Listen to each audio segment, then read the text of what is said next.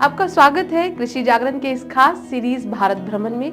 मैं हूं अंजलि त्यागी। भारत के मशहूर शहर जयपुर को तो हर कोई जानता है, जिसके मशहूर होने का कारण है इस शहर की पिंक सिटी।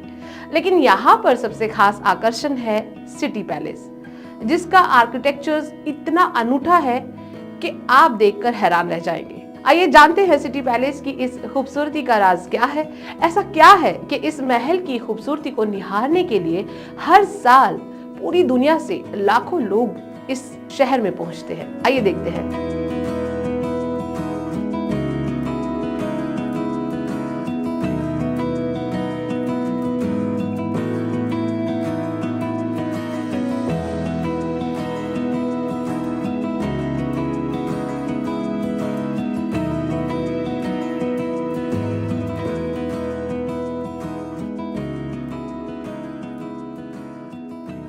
सन 1727 में आमेर बढ़ती जनसंख्या वृद्धि और पानी की समस्या से त्रस्त हो चला था। इस समस्या का समाधान किसी के पास नहीं था। तभी आमेर के महाराजा सवाई जयसिंह द्वितीय ने इस समस्या का समाधान निकाला और इस खूबसूरत से शहर की स्थापना की। जयपुर का पिंक सिटी जनता की हर सुविधा को ध्यान में रखते हुए तैयार किया गया था, ताकि यहाँ की प्रजा को सभी मूलभूत सुविधाएं मिलती रहे। उसी वक्त महाराजा सवाई जयसिंह द्वितीय ने यहाँ के राज परिवार के लिए इस सिटी पैलेस का निर्माण किया। इसके बाद महाराजा सवाई जयसिंह द्वितीय भी आमेर में आकर बस गए थे। जयपुर का सिटी पैलेस कई एकड़ भूमि में फैला हुआ है। महाराजा ने सबसे पहले सिटी पैलेस परिसर की बाहरी दीवार का निर्माण करवाया था। सिटी पैलेस जयपुर की वास्तुशिल्प का कार्य उस वक्त के मुख्य वास्तुकार विद्याधर भट्टाचार्य ने किया था। सिटी पैलेस को बनाने में 3 वर्ष का समय लगा था। आपको बता दें, इस सिटी पैलेस को प्रसिद्ध वास्तुकार विद्याधर भट्टाचार्य के साथ सर सैमुअल स्वीटन जैकब ने डिजाइन किया था, जो कि उस समय के अपने आप में ही बहुत बड़े वास्तुकार थे। सिटी पैलेस का निर्माण मुगल, राजपूत और यूरोपियन शैली की अद्भुत कला से किया गया है। जयपुर शहर के बीचों बीच बनी इस इमारत का निर्माण गुलाबी लाल सैंडस्टोन से किया गया है। इन लाल गुलाबी पत्थरों पर की गई बारीक कटाई और दीवारों पर बनाई गई चित्रकारी किसी का भी मन मोह सकती है। उस वक्त कछवाहा राजवंश के शासकों के पास अपार धन संपदा थी। इसी कारण से महाराजा जयसिंह द्वितीय अपनी प्रजा के लिए एक बेहद सुनियोजित, सुरक्षित और खूबसूरत समृद्ध शहर बनाना चाहते थे, जिसमें जयपुर अपने आप में एक पहला ऐसा शहर था जो कि बहुत ही सुनियोजित तरीके से विकसित किया गया था।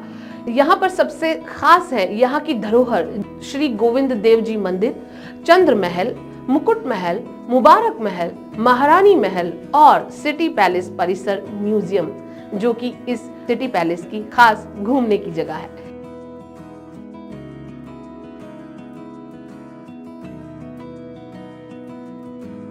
सिटी पैलेस जयपुर का सबसे खूबसूरत महल है। यहाँ पर बने अनेकों महल आज भी पर्यटकों को अपनी तरफ आकर्षित करते हैं। सिटी पैलेस में महारानी पैलेस भी शामिल है। वर्तमान समय में सिटी पैलेस को महाराजा सवाई जयसिंह द्वितीय को समर्पित करते हुए एक संग्रहालय में तैयार किया गया है।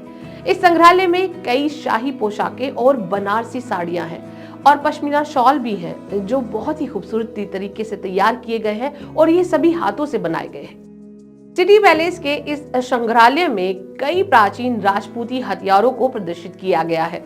संग्रहालय में चेन हथियार, हाथी दांत की तलवारें, पिस्टल, बंदूकें, तोपें, पॉइजन टिप वाले ब्लेड और गन पाउडर के पाउच भी मौजूद हैं। यहाँ पर सीजर और कैची एक्शन सबसे ज्यादा पॉपुलर हथियार है। यहाँ पर मौजूद हथियारों में कुछ 15वीं सदी के समय के हैं। जयपुर के महाराजा सवाई माधो सिंह के हथियार भी यहाँ पर प्रदर्शित किए गए हैं। इतना ही नहीं, यहाँ पर महाराजा सवाई माधो सिंह के द्वारा पहनी गई शाही पोशाकें भी मौजूद है, जिसे सिटी पैलेस घूमने आने वाले पर्यटक इस शाही पोशाक को देखकर दंग रह जाते हैं। सिटी पैलेस की मुख्य विशेषता है इसका भव्य दरवाजा, जिसको बेहद खूबसूरत तरीके से सजाया गया है। सिटी पैलेस में 3 प्रवेश द्वार हैं, जिसमें वीरेंद्र पोल द्वार, उदय पोल द्वार और त्रिपोलिया द्वार। इन द्वारों में भी एक खास विशेषता है। पर्यटकों को सिर्फ 2 ही दरवाजों से प्रवेश करने की अनुमति दी गई है, जिसमें वीरेंद्र पोल द्वार और उदय पोल द्वार से ही वो प्रवेश कर सकते हैं। लेकिन शाही परिवार के लोग सिर्फ त्रिपोलीय द्वार का उपयोग करते हैं। इस दरवाजे से सिर्फ शाही परिवार के सदस्य ही प्रवेश कर सकते हैं। सिटी पैलेस के लिए एक उक्ति भी मशहूर है, शहर के बीच सिटी पैलेस नहीं बल्कि सिटी पैलेस के चारों ओर शहर है।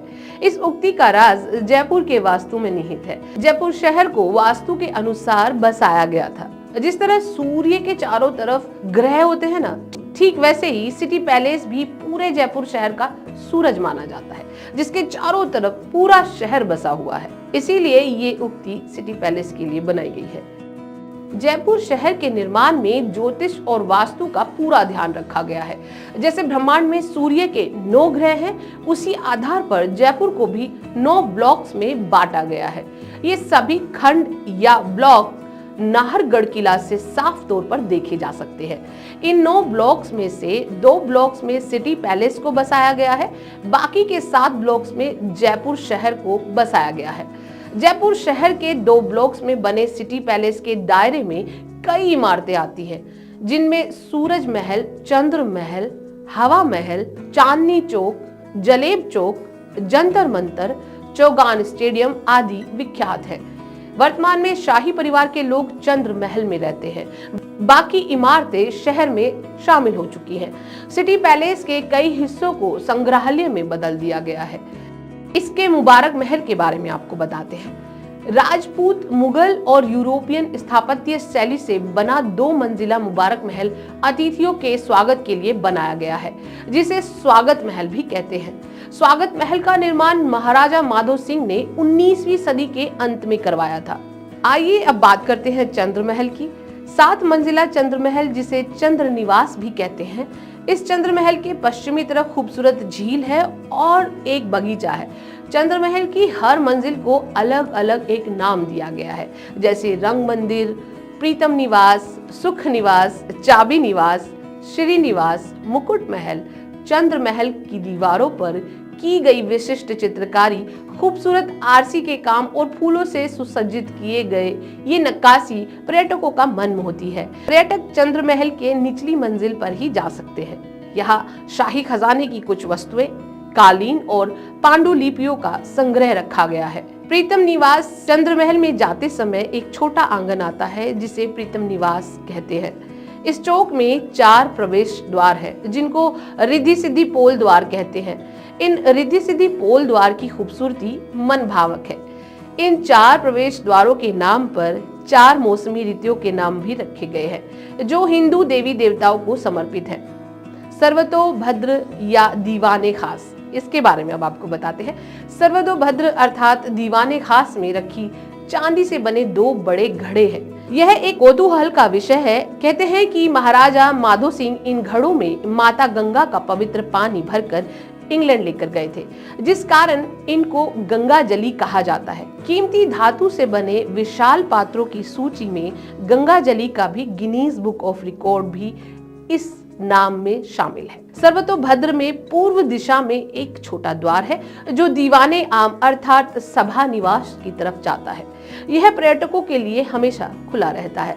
यहाँ भव्य हॉल के समय राजा जनसभा लगाया करते थे। तो भारत भ्रमण में आज इतना ही। अगले अंक में हम आपको लेकर चलेंगे आस्था की नगरी उज्जैन महाकाल। माना जाता है यहाँ एक देवता मदरा पान करते हैं, है ना रोचक? तो देखते रहिए कृषि जागरण। नमस्कार।